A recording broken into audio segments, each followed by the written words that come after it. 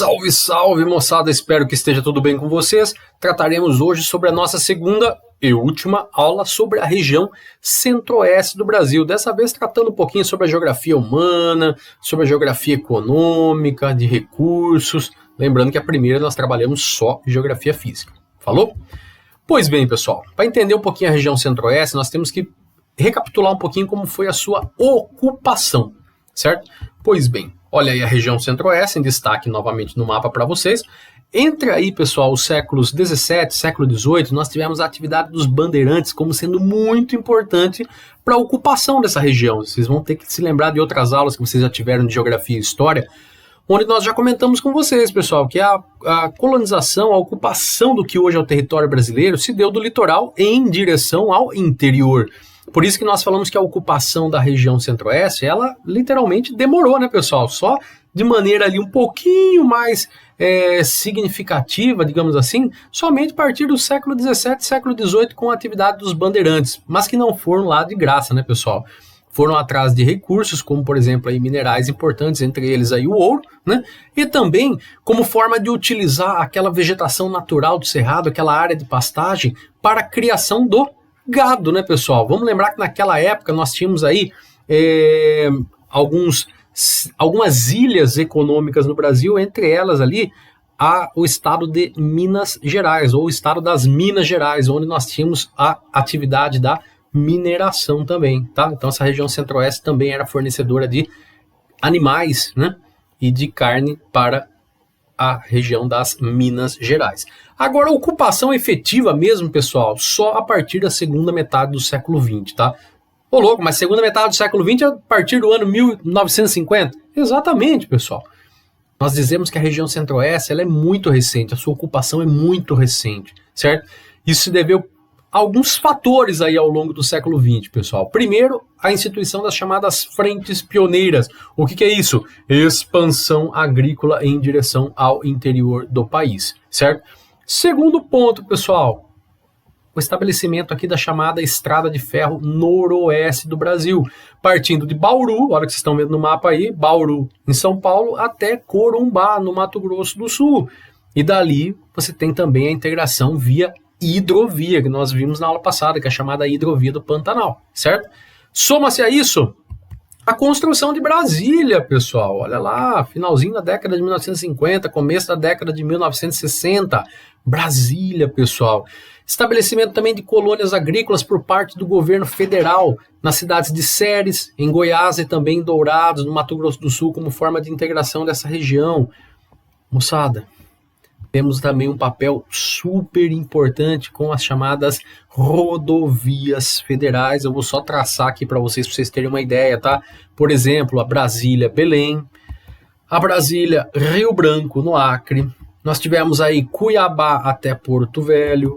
Nós tivemos aí de Cuiabá até Santarém. Moçada, não existiam essas rodovias pavimentadas até praticamente o final da década de 1950.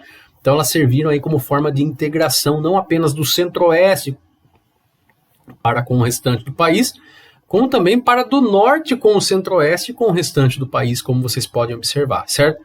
Além disso também tivemos a instituição da SUDECO, né, Superintendência de Desenvolvimento do Centro-Oeste, e também o governo brasileiro, pessoal, trabalhou muito com a ideia dos chamados incentivos fiscais. Como assim? Como forma de atrair atividades econômicas para essa região, o governo, né, o Estado, começou a vender terras devolutas, né? Então alguns grandes empresários aí do ramo agrícola começaram a adquirir terras públicas mediante compra, né? E também o desenvolvimento aí de grandes projetos agropecuários em conformidade aí com essa aquisição nova de terras, certo? Ok? Pois bem, pessoal, isso levou a um crescimento acelerado, cara. Nós tivemos aí nas 4 ou 5 últimas décadas um crescimento econômico e populacional considerável na região centro-oeste, pessoal, mas isso veio acompanhado também de problemas. Entre eles aí a degradação ambiental, e já aviso para vocês que esse tipo de incêndio, graças ao clima tropical, onde você tem metade do ano um pouco mais seco, né, de estiagem, pode ocorrer de maneira natural, espontânea, tá? Pode ocorrer aí uma fagulha, por exemplo, aí de um raio que venha a ser dado na vegetação seca, mas também, infelizmente, hoje nós temos muitos incêndios criminosos. Vamos lembrar que é uma área de expansão agrícola, certo? Logo, nós temos também conflitos pela posse da terra, e acho que essa última imagem ela diz muito pra gente, né, pessoal? Infelizmente, ok? Pois bem, pessoal, quanto aos aspectos demográficos da região centro-oeste, é a região menos populosa, certo? Você tem aí 7,4% da população, menos de 16 milhões de habitantes. É a segunda região menos povoada, você tem aproximadamente aí 10 habitantes por quilômetro quadrado, lembrando que a média brasileira é de 23, 24, só para vocês terem uma ideia. E pasme, pessoal, quase 1/3 da população da região centro-oeste não nasceu na região centro-oeste, mas foi por meio de migrações. Então, 1/3 da população do centro-oeste, praticamente 1/3, é formada por mão de obra migrante. Mão de obra migrante é essa, pessoal, que veio, ó, dá uma olhadinha nesse mapa aí. Esse mapa ele é muito significativo, ó, porque ele mostra pra gente a ocupação, a densidade demográfica, né? Nas regiões litorâneas, as cores mais fortes, significa que tem mais pessoas. Em compensação, a região centro-oeste e a nordeste, a região centro-oeste e a norte, pessoal, cores bem clarinhas, tons bem claros, aí significa que você tem uma densidade muito baixa, certo? Mas como eu falei para vocês, muito dessa migração se deveu ao quê? Isso aqui, galera. A construção da cidade planejada de Brasília, né? Planejada para ser a nossa capital política, certo? Ok?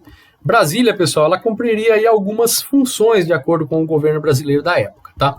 Primeiro seria ocupar o centro-oeste, né? Um vetor de ocupação. E foi, realmente. Muita mão de obra que foi empregada na construção de Brasília acabou se estabelecendo ao redor dela. Por isso que a gente tem ali todo um cinturão de cidades satélites extremamente pobres do lado de Brasília, certo? Função de integração, cumpriu também, pessoal, nós vimos no slide anterior, né? Graças aí à construção de Brasília, nós tivemos a interligação dela com várias cidades do norte do Brasil também por meio de rodovias, certo? Assim como também, essa daqui já é um pouco contestável, né, pessoal? A ideia de defender a capital brasileira de um suposto ataque, porque antes, né, era no Rio de Janeiro, numa região litorânea, em tese muito fácil de ser atacado. E sendo em Brasília, bem no meio do nosso território, seria mais difícil. Só que pouco tempo depois já ocorreram aí o desenvolvimento de muitos armamentos, como mísseis, por exemplo, que extrapolam limites, né, pessoal, fronteiriços, né? Hoje você não precisa ter uma cidade localizada no litoral para ser fácil de atacar, né? Então esse argumento cai por terra, certo? E uma coisa muito interessante de Brasília, né, pessoal? O fato de ser ainda uma região incipiente aí no nosso país, né, de ocupação incipiente, torna o quê? Muito mais fácil para os nossos representantes políticos fugirem de algumas responsabilidades perante o povo, né? Você cria ali uma certa distância, um distanciamento entre os nossos representantes que estão em Brasília e a maior parte da população que está no que nós chamamos aí de região litorânea, como vocês podem observar aí no mapa. Hoje, moçada, também com a internet, com toda essa facilidade que nós temos no meio técnico, científico e informacional, eles não conseguem se ver livre da gente de maneira tão fácil, né? Hoje nós conseguimos exigir muito mais coisas do que antigamente. Vamos aproveitar aí todo esse recurso que nós temos também para exigir os nossos direitos, que são muito importantes, certo? Ok? Pois bem, pessoal, pensando um pouquinho agora a respeito da economia da região centro-oeste. Vocês têm esse mapa aí da extração vegetal, da agropecuária na região centro-oeste. Não é um mapa tão efetivo assim para uma análise, né, pessoal? Até certo ponto infantil, vamos falar a verdade, né? Mas ele nos ajuda a compreender um pouquinho a importância que tem a pecuária bovina, a extração da madeira nessa região. Aí vocês começam a entender um pouquinho da questão do desmatamento, tá? O desmatamento ele cumpre uma dupla tarefa, né, pessoal? Uma dupla função. Primeiro, você ter aí a produção de madeira, às vezes até de maneira ilegal, obviamente, e depois você utilizar essa área como pastagem e futuramente como uma área de plantio agrícola, ok? Pois bem, a região centro-oeste, moçada, ela é conhecida hoje como o nosso celeiro agrícola. O que significa isso? Ó? A agricultura antes no Brasil estava concentrada nessa região mais ali do oeste de São Paulo, do Triângulo Mineiro, onde vocês estão vendo a primeira seta de cima aí, e também da região sul. E daí ela evoluiu para a região centro-oeste com base em algumas coisas que nós já trabalhamos no slide anterior, né, pessoal? O governo facilitou muito para esses produtores conseguirem comprar terras, né? Toda ali uma ação institucional do Estado brasileiro para conseguir levar essa ocupação até essa região, certo? E deu certo, se a gente for parar para pensar, né? Celeiro agrícola, por quê? Hoje, moçada, só para vocês terem uma ideia, 55% de toda a soja produzida no Brasil vem da região centro-oeste. Não apenas soja, como também outros grãos. Nós temos aí a produção muito grande, uma produção de algodão muito grande no centro-oeste, tá? E podemos, sim, afirmar que a nossa agricultura na região centro-oeste ela é moderna e muito produtiva, pessoal. O nível de produtividade dela vem aumentando a cada ano e isso se deve muito à chamada Embrapa, Empresa Brasileira de Pesquisas Agropecuárias, que vieram investindo muito aí em pesquisas, em melhoria de espécies, de solos, para que realmente pudesse aí melhorar essa agricultura no centro-oeste do Brasil. Nós temos que lembrar, pessoal, que nós temos solos muito lixiviados nessa região do centro-oeste. Então você tem solos muito ácidos, e a única maneira que você tem de corrigir é por meio da calagem, né? Colocar cal, misturar cal aí no meio do solo aí para poder regular o seu pH. Lógico que isso é uma técnica simples, relativamente simples, né, pessoal? A Embrapa trabalha com técnicas muito mais eficazes e com um nível de complexidade muito maior, certo? Quanto à pecuária, pessoal, só para vocês terem uma ideia, 36% do número de cabeças de gado, né, do gado bovino no Brasil, 36% estão na região centro-oeste. Só para vocês terem uma ideia, moçada, dá uma olhadinha no estado do Mato Grosso. Vejam ali, ó. O próprio autor coloca pra gente, pessoal, que há uma relação aí que a cada uma pessoa que nós temos no estado do Mato Grosso, nós temos 10 cabeças de gado, pessoal. Então são 10 bois, né, 10 vacas para cada ser humano nessa região aí do Brasil chamada de estado do Mato Grosso. Só para vocês terem uma ideia, tá?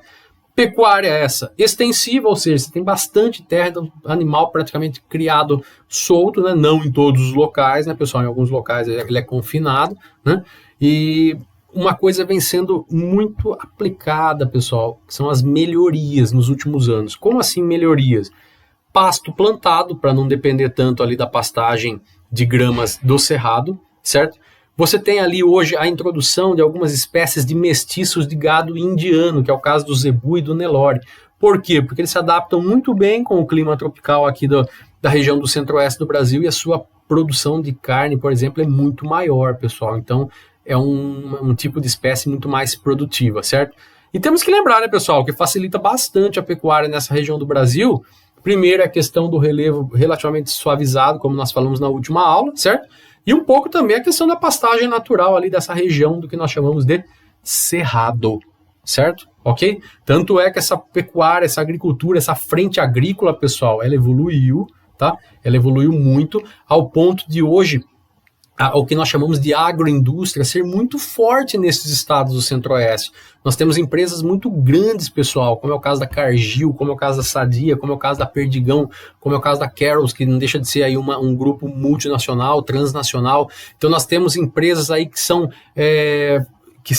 do chamado ramo alimentício e que acabam se utilizando muito dessa produção como matéria-prima ali para os seus produtos, certo? Então a agroindústria vem crescendo demais aí nesses estados do centro-oeste ao ponto dessa atividade se expandir bastante em direção também ao norte do Brasil, por isso que eu fiz essa seta. E não só ao norte do Brasil, mas também para terras baratas na Bolívia, sim, tem muito brasileiro comprando terra barata na divisa aí da Bolívia com o Brasil, mas também no território paraguaio, pessoal. Isso vocês já viram em outras aulas aí em outros anos, tá? Os brasileiros que adquirem terras lá no território paraguaio são chamados aí de brasiguaios, pessoal.